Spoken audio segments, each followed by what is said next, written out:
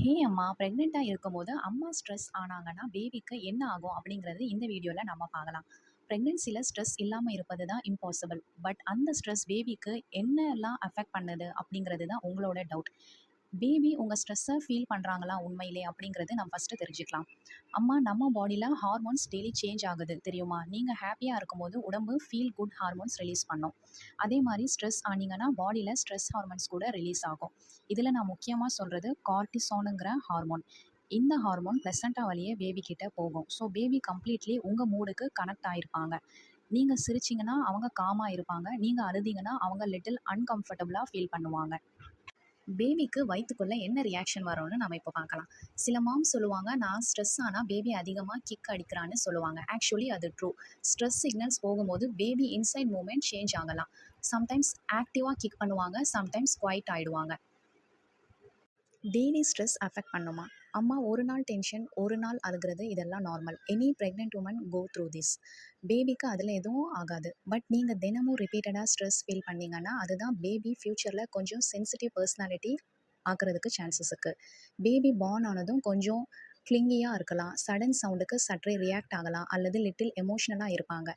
But இது permanent problem இல்லை. கரெக்டான கேர் கொடுத்தீங்கன்னா அவங்க சூப்பர் கான்ஃபிடென்ட்டாக வளருவாங்க. இதில் குட் நியூஸ் என்னன்னா, நீங்க காம் ஆயிட்டீங்கன்னா, பேபியும் உடனே காம் ஆயிடுவாங்க. அம்மா பிரெக்னன்சில ஒரு மேஜிக்கல் திங் இருக்கு. பேபி உங்க ஹார்ட் பீட் ரிதமிக் சவுண்ட் கேட்டே 9 மந்த்ஸ் உள்ள வாழுறாங்க. ஸோ நீங்க டீப் பிரீத் எடுத்தீங்கன்னா, இன்சைட் பேபிக்கும் அந்த காம்னஸ் போயிடும். நீங்க ஸ்வீட்டா, ஹாப்பியா பேசுனீங்கன்னா, பேபி ஹார்ட் பீட்டும் ஜென்டிலா ஸ்லோ ஆகும். இதெல்லாம் proven fact. So happiness, soft music, laughter இவையெல்லாம் பேபிக்கு விட்டமின்ஸ் மாதிரி. அம்மா உங்க பாடியும் மைண்டும் ஈக்குவலி இம்பார்ட்டன்ட். பிரெக்னன்சில பிசிக்கல் ஹெல்த் மட்டும் இல்ல, மென்டல் ஹெல்த்தும் ரொம்ப இம்பார்ட்டன்ட்.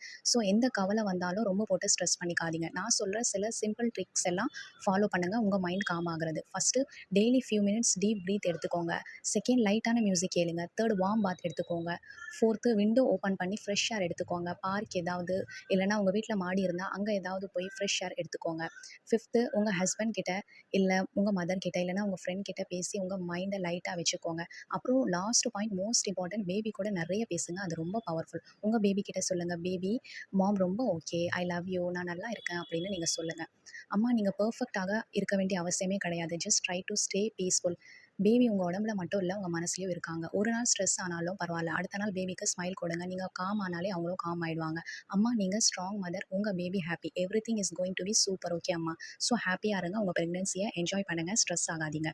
இந்த மாதிரி யூஸ்ஃபுல் வீடியோஸ் வேணும்னா மறக்காமல் நம்ம சேனலை சப்ஸ்கிரைப் பண்ணுங்கள், வீடியோஸை லைக் பண்ணுங்கள், ஷேர் பண்ணுங்கள். தேங்க்யூ ஃபார் வாட்சிங்.